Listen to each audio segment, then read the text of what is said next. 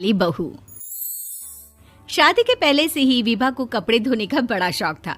कभी नल के नीचे तो कभी तालाब के पास। अरे मेरी नीली वाली लुंगी नहीं दिख रही है। विभा की अम्मा कहाँ रखी है लुंगी? अरे वो तो विभा ने परसों ही धोकर रखी थी आपकी अलमारी में, देखो वहीं होगी। वो ना मैंने आज धो दी, मुझे लगा कि गंदी हो गई होगी। अरे कैसे गंदी हो गई थी, उसे तो मैंने पहना भी नहीं। हे भगवान, इस लड़की के कपड़े धोने की आदत से परेशान हो गया हूँ मैं। जितना तो घर में राशन नहीं आता, उससे कहीं ज्यादा डिटर्जेंट पाउडर का खर्चा है। इसकी शादी करवा दो, शादी जाए अपने घर में ही करे काम, फिर चाहे घर के कपड़े धोने हो या पूरे गांव के। हाँ ठीक बोल रही हो, देखता हूँ मैं कोई लड़का। वो दिन भी आ जाता है जब विभा को देखने लड़के वाले आ जाते हैं। लड़की मुझे अच्छी लगी। होने वाली सास कहती है, बेटी अगर कुछ पूछना है तो पूछ लो। वैसे तो हमारी लड़की बहुत ही शर्मीली है, जो बोल दो वो मान लेती है, इसे क्या पूछना होगा। अरे कैसी बात कर रही हो माँ, मुझे इन लोगों के घर रहना है, सवाल तो कई है। हाँ हाँ बेटा पूछ लो ना, क्या पूछना है। आप लोगों के घर कपड़े कौन धोता है? सास का मुंह बन जाता है।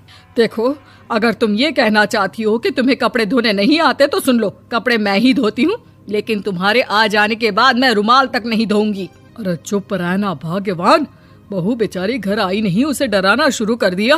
वो क्या है ना बिटिया, अभी तक तो ये कल्लू की माँ ही धोती थी, लेकिन अब तुम्हारे पापा तो दहेज में वॉशिंग मशीन देंगे ही।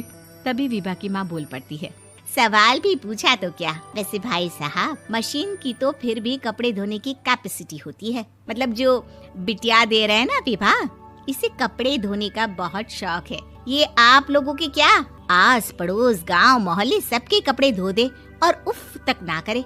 बाहर देखा नहीं आपने कितने कपड़े सूख रहे हैं, सब हमारी बिटिया ने ही तो धोए हैं। बस भी करो ना माँ, शर्म आ रही इतनी तारीफ सुनकर। और तो और एक दाग निकाल कर दिखाओ तो मान जाओ। हाँ अच्छा अच्छा, माफ करना बेटा, मैंने गलत समझा, हमें तो रिश्ता बहुत पसंद है। और ऐसे जुड़ जाता है रिश्ता कपड़े धोने का शौक रखने वाली विभा का। उसकी शादी हो जाती है कोयला फैक्ट्री में काम करने वाले कल्लू के साथ। शादी के बाद अचानक विभा चिल्लाती हुई सास के पास आती है। सासू माँ, अरे सासू माँ कहाँ है आप? ये तो धोखा है, धोखा दिया आप लोगों ने मुझे। इसे ससुर के चक्कर के बारे में पता चल गया।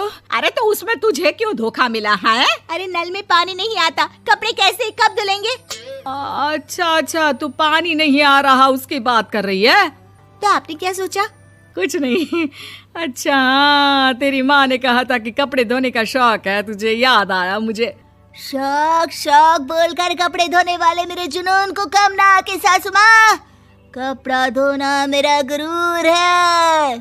तभी पति भी वहाँ आ जाता है। अभी अभी मैंने इसे सनी देओल की फिल्म दिखाई है, उसी के डायलॉग मार रही है माँ। अच्छा सुन, साफ साफ बता रही हूँ, पानी सुबह 4 से 6 और शाम को 10 से 12 आता है, समझी?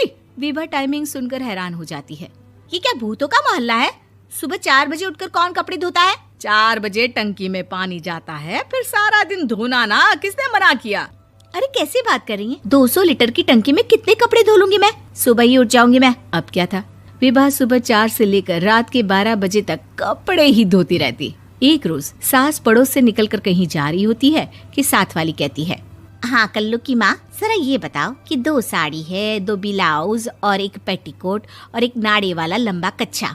हाँ तो? अरे तो क्या, कितना लोगी धुलाई ये बताओ। धोबन दिख रहे हैं हम क्या? हमारे पति सरकारी नौकरी से अभी अभी रिटायर हुए हैं और बेटा सुपरवाइजर है कोयला फैक्ट्री में। धोबन समझ रखा है हमें।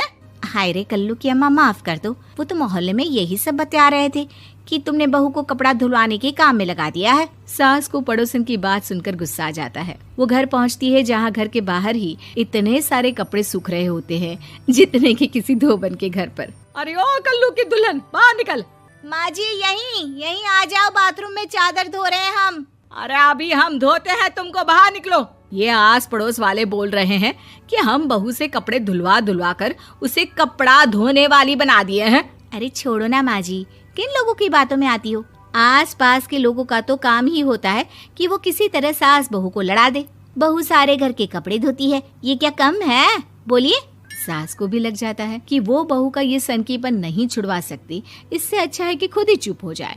एक रोज सास और बहू मंदिर जाते हैं, जहाँ सास की साड़ी वहाँ खड़ी भीख मांगने वाली से मिलती है। माँ जी क्या बात है, आपकी साड़ी उस भिखारन से कितनी मिल रही है ना? हाँ हाँ देखो तो, दोनों की साड़ी मिल रही है। क्या बात है कल्लू की अम्मा, तुम खुद को तो अफसर की बीवी बताती हो और ऐसी सिंपल सी प्लेन साड़ी पहनकर घूमती हो। सिंपल और प्लेन नहीं है ये साड़ी। तो क्या सोने के धागे से फूल बने हैं? कुछ भी सासू माँ, कुछ भी। हाँ बने थे इस साड़ी में सोने के धागे से फूल। मेरे पति लेकर आए थे मद्रास से स्पेशली मेरे लिए 10,000 की। ताहे भाई साहब इस भिखारन के लिए भी सेम टू सेम साड़ी लेकर आए होंगे 10,000 की। सास उस वक्त तो कुछ नहीं कहती, लेकिन बहू के साथ घर आती है और अलमारी से एल्बम निकाल कर लाती है। ये साड़ी देख रही है, ये वही साड़ी है जिसे मैंने अभी पहना था। इस साड़ी में ये जो चमकदार फूल दिख रहे हैं ना, ये सोने के धागों से काढ़े गए हैं। लेकिन तू लोकल वॉशिंग मशीन ब्रश से घिस घिस कर सारे फूलों को निकाल कर साड़ी प्लेन कर दी। मुझे माफ कर दीजिए सासू माँ। और तो और, जब मैंने तुझे तेरी गलती के लिए कुछ नहीं कहा, लेकिन तूने तो सबके सामने मेरा मजाक ही बना दिया। क्यों? बहू को समझ में आ जाता है कि अब से उसका कपड़े धोना